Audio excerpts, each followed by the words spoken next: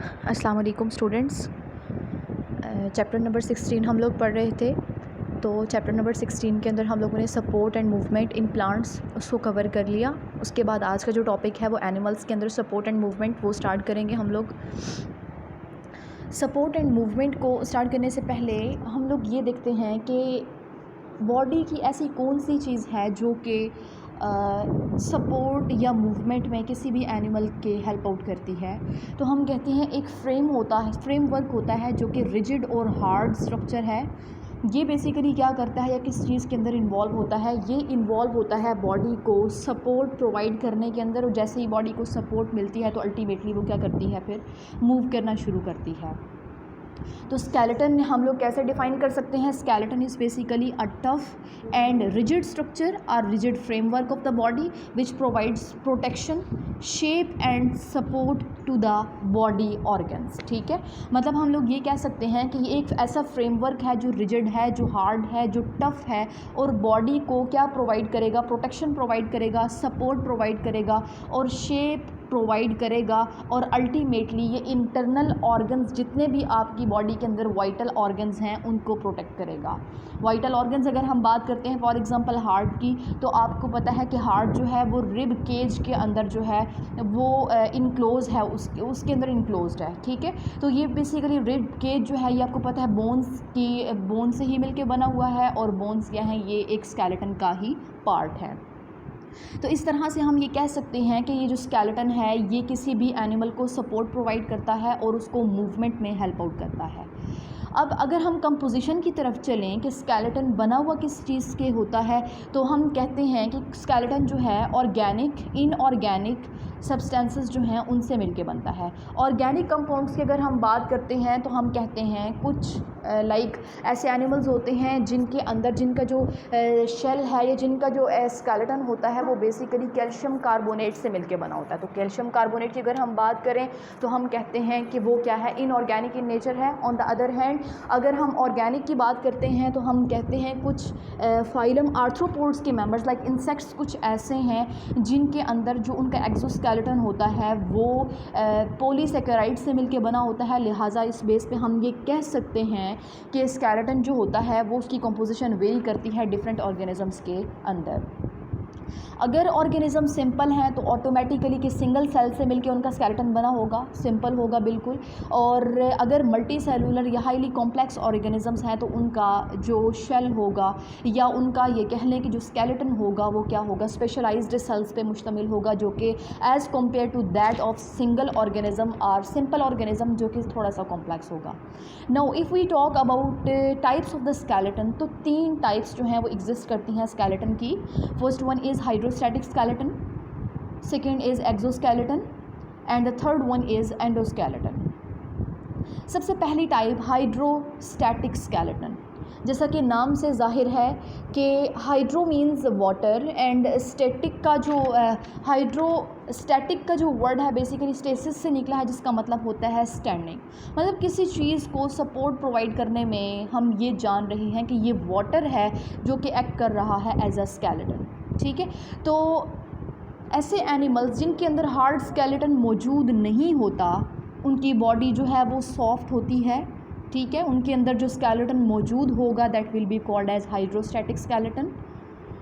अब बेसिकली होता क्या है, अगर हम इसके फंक्शंस देखें हाइड्रोस्टैटिक स्केलेटन के तो हम ये जानते हैं कि वो सपोर्ट प्रोवाइड करता है। इसके अलावा जो आपकी मतलब स्केलेटन का पार्ट है, जो मसल्स हैं फॉर एग्जांपल कॉन्ट्रैक्शन और रिलैक्सेशन के अंदर इन्वॉल्व हो रहे हैं, उनको रेजिस्टेंस प्रोवाइड करता है ताकि मोटेलिटी जो है वो ऑर्गेनिज्म जो है वो इजीली मूव आउट कर सके।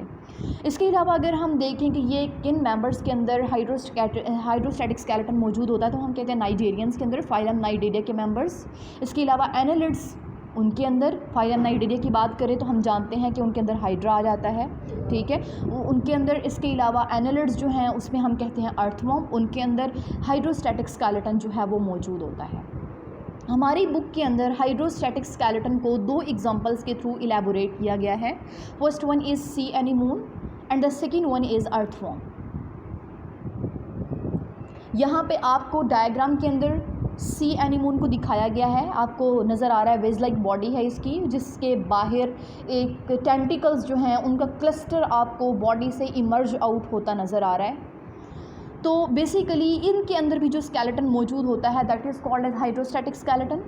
इसकी बॉडी जो है आपको पता है कि ये सिंगल ओपनिंग है, सैक लाइक डाइजेस्टिव सिस्टम इसके अंदर मौजूद होता है।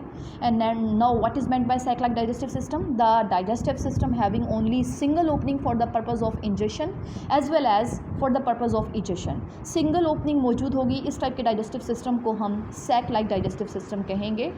तो इनके अंदर हम बात कर रहे हैं कि इनकी जो बॉडी है उसके अंदर एक स्पेशल कैविटी मौजूद है जिसको गैस्ट्रोवेस्कुलर कैविटी कहा जाता है। गैस्ट्रोवेस्कुलर कैविटी क्यों कह रहे हैं इसको, या क्या मतलब है गैस्ट्रोवेस्कुलर का? तो हम कहते हैं गैस्ट्रो का मतलब होता है बॉडी, ठीक है, जहाँ पे ऐसी बॉडी जहाँ पे डाइजेशन हो रही है उसको हम गैस्ट्रो कह देते हैं। और वेस्कुलर का मतलब क्या है कि जहाँ पे ट्रांसपोर्टेशन का जो काम है वो भी जारी है। तो इस तरह की आप कैविटी को गैस्ट्रोवेस्कुलर कैविटी का नाम देते हैं। तो इनकी बॉडी के अंदर क्या होता है, गैस्ट्रोवेस्कुलर कैविटी मौजूद होती है, वाटर जो है वो माउथ से एंटर होता है, ठीक है। टेंटिकल्स जो हैं वो क्या करते हैं, वाटर को उनके अंदर कुछ करंट्स जनरेट करते हैं और अल्टीमेटली वाटर को अंदर की तरफ लेके आते हैं। जैसे ही वाटर अंदर आता है तो अल्टीमेटली क्या होता है कि जैसे ही वाटर अंदर आता है तो इसकी बॉडी के अंदर मसल्स जो हैं वो अरेंज हुए होते हैं। मसल्स कौन से होते हैं? सर्कुलर मसल्स हैं। वो सर्कुलर मसल्स क्या काम करते हैं, वो सर्कुलर मसल्स पे वाटर जो है प्रेशर जनरेट करता है, प्रेशर एक्सर्ट करता है वाटर उन सर्कुलर मसल्स पे।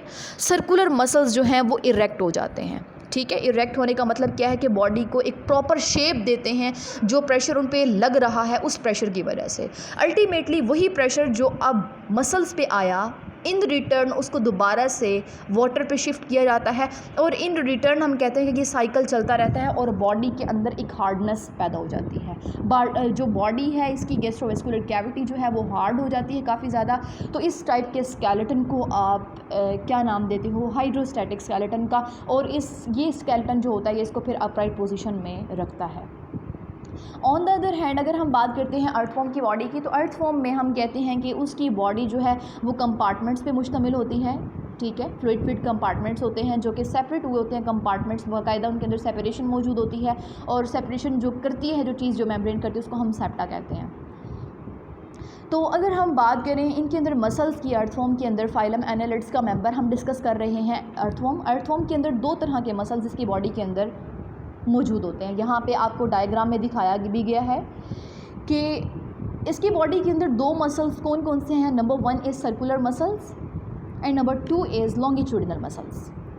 If we talk about the circular muscles, तो जब सर्कुलर मसल्स कॉन्ट्रैक्ट होते हैं तो अल्टीमेटली बॉडी जो है वो इलोंगेट हो जाती है, बॉडी की लेंथ जो है वो बढ़ जाती है।